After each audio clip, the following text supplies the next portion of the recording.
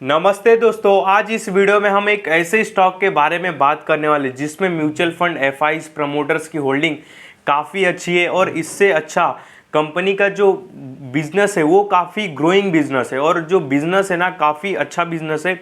उस बिजनेस के बारे में भी बताऊंगा। अगर मैं स्टॉक की बात करूं तो स्टॉक ने एक साल में 27% का रिटर्न दिया है और इसका मार्केट कैप केवल 28,000 करोड़ है। ठीक है, स्टॉक का नेम मैं आपको बताऊंगा, ज़्यादा सस्पेंस नहीं रखूंगा। 1 ईयर में स्टॉक ने 27% का रिटर्न दिया है और बाद में अगर मैं लास्ट 5 ईयर का बात करूं तो स्टॉक ने 4 गुना कर दिया है लोगों इन्वेस्टर का पैसा और काफ़ी मतलब सेफ लग रहा है। और सेफ के साथ इनका जो बिज़नेस है ना वो बिज़नेस मॉडल काफ़ी अच्छा लगा मुझको। और एक ये कंपनी पे नज़र मेरी कल ही गई थी तो मैं इस पे आज रिसर्च कर रहा था। अच्छे खासे म्यूचुअल फंड के मतलब म्यूचुअल फंड ने होल्ड करके रखा है, फॉरेन इन्वेस्टर ने होल्ड करके रखा है। और कभी कभी क्या होता है ना, बहुत लोगों का ध्यान ना केवल कुछ स्टॉक पे ही घूमता रहता है। मतलब क्या है ना, मार्केट में बहुत सारे अच्छे अच्छे स्टॉक है जिसको म्यूचुअल फंड एफआईज ने अच्छे खासे होल्डिंग्स अच्छे खासे परसेंट में होल्ड करके रखा है। तो अपना ध्यान उस पर कभी नहीं जाता है। क्यों नहीं जाता है? क्योंकि वैसे स्टॉक कभी न्यूज़ में नहीं आते हैं, कभी आर्टिकल्स में नहीं आते, कभी इंस्टाग्राम पे नहीं आते हैं। और जो बड़े बड़े यूट्यूबर्स रहते हैं और जो स्टॉक के बारे में बताते, वो इनको एक्चुअली फाइंड नहीं कर पाते हैं या इनके ऊपर स्टडी नहीं कर पाते। ठीक है, इसके लिए ऐसे स्टॉक हमको देखने के लिए नहीं मिलते। और ओवरऑल अगर आप देखोगे ना, कोई भी म्यूचुअल फंड पैसा कैसे बनाता है, उनके अगर आप होल्डिंग्स में जाके देखोगे ना, ऐसे ऐसे स्टॉक मिलेंगे जो आपने कभी सुना नहीं रहेगा। ठीक है, और वो ऐसे ही स्टॉक में पैसा बनाते। अगर हम राकेश दमानी जी का, जो दमानी सर है वो, या क्या बोलते विजय केडिया है वो, उनकी बात करें ना, वो ऐसे ऐसे स्टॉक होल्ड करके रखे जो आपने मार्केट में नाम ही नहीं सुना रहेगा। मुकुल अग्रवाल जी हो गए, उनके आप होल्डिंग्स जाके देखो। जो बड़े बड़े इन्वेस्टर हैं ना वो ऐसे स्टॉक होल्ड करके रखते जिनके हम नाम नहीं सुने, क्योंकि हमारे बीच कुछ ही स्टॉक घूमते रहते। CDSL, HDFC बैंक, रिलायंस, फिर बाद में UCO bank, bank of Baroda, TCS, Infosys, यही सारे स्टॉक घूमते रहते। फिर बाद में हम इसमें ही मतलब खेलते रहते हैं। कभी अच्छा रिटर्न्स नहीं मिलता है, कभी मिलता है। पर कभी कभी क्या होता है, जो अभी मैं स्टॉक का नाम बता रहा हूँ, ऐसे स्टॉक पीछे के रास्ते से काफ़ी अच्छा रिटर्न्स दे देते हैं और उनके फंडामेंटल भी काफ़ी स्ट्रांग रहते हैं। बस लोगों का नज़र उस पर नहीं जाता है। तो मैं आज ऐसे स्टॉक पे आपको थोड़ा फोकस कराना चाहता हूँ। प्राइस है इसका 1500 रुपये के आसपास और स्टॉक का नाम आपको अब स्क्रीन पर दिखता रहेगा। कार्बो, क्या इसका नाम है, बहुत डेंजर नाम है, कार्बोनंडम यूनिवर्सल करके इस स्टॉक का नाम है। मैं इसका आपको पहले बिजनेस बताता हूँ और बिजनेस के बाद फिर इसके फंडामेंटल और बैलेंस शीट पे लेके चलता हूँ। ठीक है, यहाँ पे अगर मैं सर्च करता हूँ कार्बोनंडल, ये मुर्गप्पा ग्रुप के अंदर ये कंपनी आती है। कंपनी का नाम काफ़ी भाई हार्ड है, कार्बोरंडम, कार्बो, यहाँ पे कार्बोरंडम यूनिवर्सल लिमिटेड।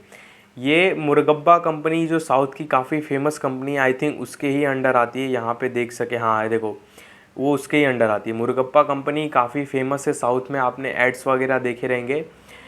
यहाँ पे अगर मैं मुर्गप्पा मुर्गप्पा मुर्गप्पा ग्रुप देख रहे हो, ये मुर्गप्पा ग्रुप आपने एड्स में बहुत देखा रहेगा शायद, क्रिकेट वगैरह टाइम पे। इसी ग्रुप के अंडर ये कंपनी आती है। ठीक है, ये कंपनी काफ़ी बड़ी है और अच्छा ग्रुप है। यहाँ पे मैं पहले आपको दिखा देता हूँ कंपनी बनाती क्या है। ठीक है, कंपनी का बेसिकली काम है रिएक्टर वगैरह बनाना और सिरामिक जो पाउडर रहते हैं वो सारी चीज़ें बनाती है। जैसे कि देखो लिखा है यहाँ पे, today company range of over 20,000 different varieties of absorbs. अरे यार ये क्या लोडिंग हो गया। यहाँ पे देखो, यहाँ पे लिखा है इन्होंने क्या बनाते, रिफ्रैक्टरी बनाते। और ये रिफैक्टरी क्या होता है? रिफैक्टरी मतलब मैं आपको बताता हूँ। यहाँ पे रिफैक्टरी में कॉपी करता हूँ और यहाँ पे मैं एक बार गूगल पे सर्च करता हूँ तो आपको समझ में आएगा कि ये कौन से प्रोडक्ट बनाते हैं। ये फटाफट देख लेते और फिर बाद में हम, ये देखो रिफैक्टरी एक्चुअली क्या होता है ना, मान लो कि मैं आपको बताता हूँ, ये देखो कि ये रिफैक्टरी कहाँ पे यूज़ होता है, मैं आपको बताता हूँ। ये रिफैक्टरी जहाँ पे सीमेंट की फैक्ट्री रहती है और ग्लास की फैक्ट्री रहती है, स्टील लोहे की फैक्ट्री रहती है, वहाँ पे रिफैक्टरी यूज़ किया जाता है और इसकी मैन्युफैक्चरिंग ये कंपनी करती है। और रिफैक्टरी कैसे यूज़ किया जाता है, मान लो कि ग्लास को पिघलाना है।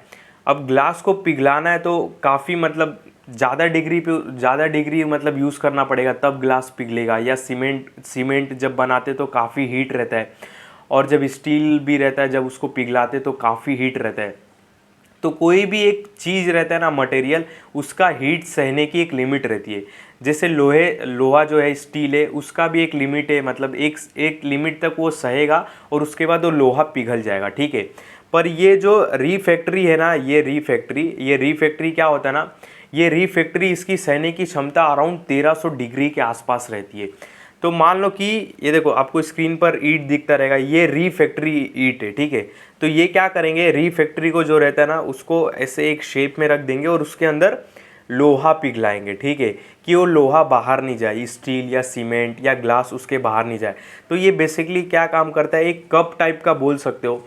जैसा एक कप है, उसके अंदर हम लोहा पिघला रहे, सीमेंट पिघला रहे, और सीमेंट को हीट कर रहे, बाद में ग्लास कर रहे। तो इंडस्ट्रीज़ में क्या होता है, जब इंडस्ट्री में ये सारी चीज़ बनते हैं, सीमेंट, ग्लास और बाद में स्टील वगैरह जब पिघलाए जाते, अब जब पिघला रहे तो उसको तो किसी ना किसी में उठाना पड़ेगा, और उसको किस में उठाना पड़ेगा, जिसकी हीट सहने की क्षमता ज़्यादा हो। तो ये जो रीफैक्ट्री करके है ना आइटम, इसकी हीट सहने की क्षमता कुछ 1300 डिग्री के आसपास रहता है। तो ये यूज़ होता है इंडस्ट्रीज़ एरिया में, और ये काम है बनाना इनका। ये जो मैंने आपको स्टॉक बताया, इसका नाम बहुत खतरनाक है, कार्बोनंडम यूनिवर्सल करके, ठीक है। ये काम है उनका, ये देखो ये बनाना। बाद में ऑल्सो ये बनाते हैं ये कहाँ बार बार भाई नीचे चले आता है, यहाँ पे एक सेकेंड, हाँ। और दूसरा इनका काम है, देखो इसके एक और प्रोडक्ट है इलेक्ट्रोमिलियर। अब ये क्या है, ये एक्चुअली उसमें यूज़ किया जाता है रीफैक्ट्री बनाने में, ठीक है। ये बार बार यार लोडिंग हो जा रहा है। ये जो मिनरल्स है ना, ये यूज़ होता है रीफैक्ट्री बनाने में, ठीक है। ये सारी चीज़ बनाते, और बाद में ये सिरेमिक फाइबर सिरेमिक के जो क्या बोलते हो, छोटे छोटे पाउडर जैसे वो रहते हैं ना, पाउडर, वो भी बनाते हैं। मैं आपको दिखाता हूँ। ये जो प्रोडक्ट बनाते हैं ना, काफ़ी हार्ड नेम है और कभी किसी ने सुना भी नहीं है, मैं भी फर्स्ट टाइम सुन रहा हूँ, इसके लिए थोड़ा बताने में दिक्कत हो रही है, ठीक है। तो देखो यहाँ पे ये सुपर रिफैक्ट्रीज बनाते, जो मैंने आपको बता दिया, जब स्टील वगैरह पिघलाते तो उसको रखे किस में, उसको रिफैक्ट्रीज में रखते, ताकि वो रिफैक्ट्रीज की सहने की ज़्यादा क्षमता होती है, तो स्टील वहाँ से बाहर नहीं जाएगा। बाद में देखो इलेक्ट्रो मिनरल्स भी बनाते। इलेक्ट्रो मिनरल्स जो है ना, वो रिफैक्टर्स को बनाने में यूज़ किया जाता है। बाद में इंडस्ट्रियल सिरामिक्स भी बनाते। सिरामिक्स मीन्स जो टाइल्स के सिरामिक्स रहते हैं ना, मतलब टाइल्स को एक्चुअली सिरामिक्स ही बोला जाता है। तो टाइल्स ऐसा नहीं कि अक्खे एक उससे बन जाता है, मतलब एक अक्खे पत्थर से बन जाता है, नहीं, छोटे छोटे पाउडर से टाइल्स बनाया जाता है, तो उस पाउडर को इंडस्ट्रियल सिरामिक्स बोला जाता है। और बाद में ये सिरामिक फाइबर्स भी बनाते हैं। सिरामिक फाइबर्स क्या होता है, देखो एक रुई रहता है जो जलता नहीं है, मतलब वो रुई की तरह रहता है पर वो रुई नहीं रहता है, उसको सिरामिक फाइबर बोलते हैं। तो ये सिरामिक फाइबर भी बनाते हैं। मैं आपको दिखाता हूँ, वो ज़्यादातर लोग, ये देखो ये देख रहे हो ना, ये आपको रुई जैसा दिख रहा है, पर एक्चुअली पे ये रुई नहीं रहता। अगर इसको आप जलाओगे ना तो ये जलेगा नहीं। ज़्यादातर ये सोनार वगैरह यूज़ करते हैं, इसमें सोना रख के वो सोने को पिघलाते। तो ये जो रहता है ना, ये रुई जलता नहीं है, ठीक है। तो ये एक रुई टाइप का है, ये भी बनाते वो। तो कंपनी का काम है इंडस्ट्रियल प्रोडक्ट वगैरह बनाना, और ये प्रोडक्ट की डिमांड हमेशा रहती है। और इससे मतलब कैसे पता चला, इनके नेट प्रॉफिट से, क्योंकि ये नेट प्रॉफिट अर्न कर रहे हैं, इसका मतलब कि इंडस्ट्री में इनकी डिमांड वगैरह भी है। मैं आपको दिखाऊंगा इनका सेल्स वगैरह कितना हो रहा है, ठीक है। और इंडस्ट्रीज़ का भी बंद होगा नहीं, स्टील का, ग्लास का, सीमेंट का, और उसमें ये रिफैक्टर और ये सारे जो मैं इलेक्ट्रो मिनरल्स बताया, और जो सिरामिक पाउडर हुआ और सिरामिक जो फाइबर वगैरह हुआ, ये कभी यूज़ होना बंद नहीं होगा दुनिया में, ठीक है। तो इनका बिजनेस चलता रहेगा। इसके वजह से इस स्टॉक में अच्छे खासे म्यूचुअल फंड ने होल्ड करके रखा है। मैं नीचे अब आराम से आपको दिखाते जाता हूँ, ठीक है। देख सकते हो इसका मार्केट कैप है अभी 28,000 करोड़ के आसपास।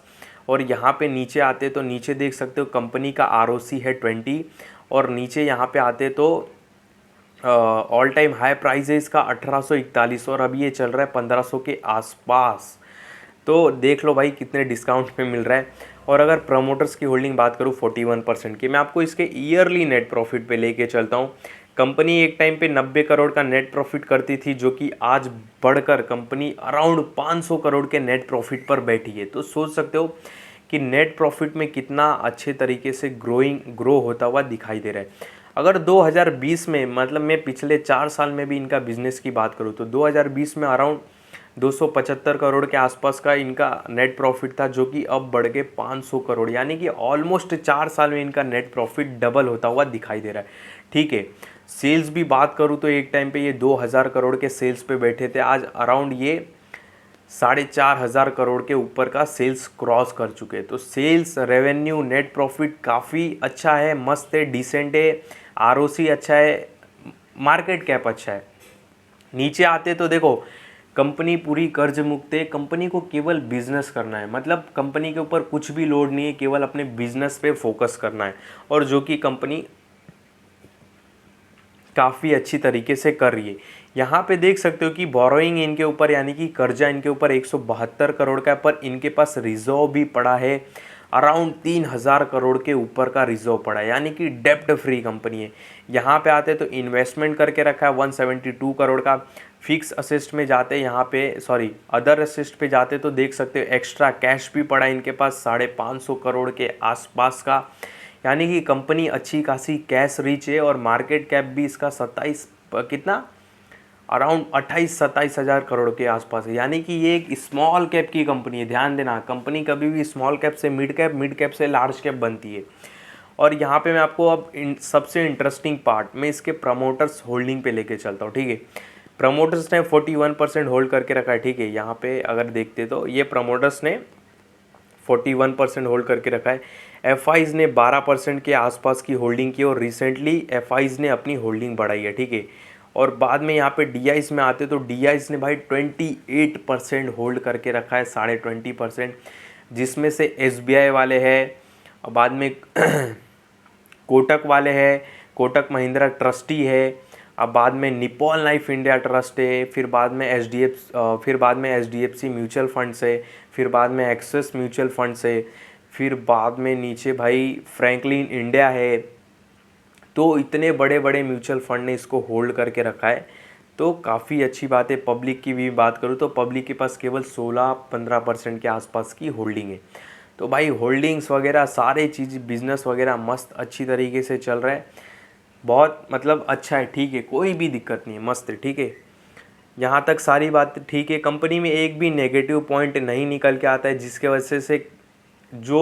वजह से कंपनी के रिटर्न्स देख सकते हो। ठीक है, साल में डिसेंट ग्रो है 27% का, और कितने अच्छे अच्छे स्टॉक 27% नहीं चले। ठीक है, इस बात को ध्यान देना। और ऐसे ही स्टॉक 3-4-5 गुना काफ़ी जल्दी हो जाते, पता भी नहीं चलता है। देख सकते हो कि काफ़ी अच्छा है। अगर डिविडेंड बात करूँ तो कंपनी डिविडेंड भी पेड कर रही है, और क्या चाहिए, ये देखो डिविडेंड भी दे रही है भाई। तो ठीक है, अच्छा है, मस्त है। मार्केट कैप के हिसाब से भाई डिविडेंड भी दे रही है जितना इनका मार्केट कैप है, तो भाई अच्छा लगा, मस्त। और नीचे जब आते हैं अभी तो हाँ, इसके प्राइस पे चलते अभी ऑल टाइम हाई प्राइस से डिस्काउंट पे मिल रहा है। यहाँ पे अगर मैं बात करूँ तो लगता है ये सपोर्ट पे ही ट्रेड कर रहा है, और अच्छे लेवल्स पे ऐसा लग रहा है ट्रेड कर रहा है। प्राइस रेंज की बात करूँ तो अपने हाई से ये अराउंड अभी कितना, अराउंड 20% गिर चुका था, और 20% के बाद इसमें बाइंग आने लगी। तो अच्छी बात है इसका है कि देखो ये एक सपोर्ट हो गया,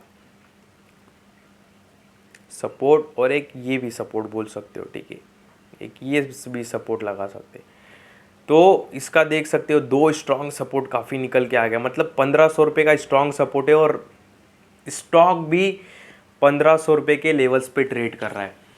तो ओवरऑल मैं बात करूँ, स्टॉक जो इस कंपनी का बिजनेस है, इंडस्ट्रियल में जो प्रोडक्ट्स वगैरह लगते हैं, सिरामिक्स पाउडर और सिरामिक फाइबर, अब बाद में वो रिएक्टर में आपको बताया रिफैक्टर करके, और गूगल पे काफ़ी सर्च करा मैंने, मतलब पढ़ा, तब मैं आपको समझा रहा हूँ। ठीक है, तो इनके जो प्रोडक्ट है काफ़ी अच्छे। और हाँ, मैं एक चीज़ बताना ही भूल गया, ये ग्लोबली भी बिजनेस करते हैं। मैंने इसका पीपीटी ओपन नहीं किया, वो करना भूल गया। ठीक है, तो अगर आपको इसका पीपीटी यानी कि इसका पीडीएफ चाहिए कि ओवरऑल बाहर के कंट्री में भी ये अपना बिजनेस करते, ठीक है, वो बताना भूल गया, क्योंकि वीडियो काफ़ी लंबी हो जाती है ना, तो लोग देखते नहीं है। इसके लिए सोचता हूँ मेन चीज़ मैं आपको बता दूँ। पर कंपनी काफ़ी अच्छी है, काफ़ी तगड़ी है, मस्त है और आने वाले टाइम में हमको इसमें काफ़ी अच्छा ग्रोथ दिखाई दे रहा है। ठीक है, मेरे इस वीडियो में आपको कुछ भी बाय सेल का कॉल नहीं है, ध्यान देना। जो भी मैंने अभी आपको बातें बताई केवल समझाने के लिए बताई, और गलती से भी भाई इस वीडियो में बाय सेल का कॉल मत समझ लेना, मतलब कोई रिकमेंडेशन मत समझ लेना। ठीक है, मेरे किसी भी वीडियो में वैसे भी बाय सेल का कॉल नहीं रहता। जो भी मैंने आपको बातें बताई केवल समझाने के लिए बताई। ठीक है।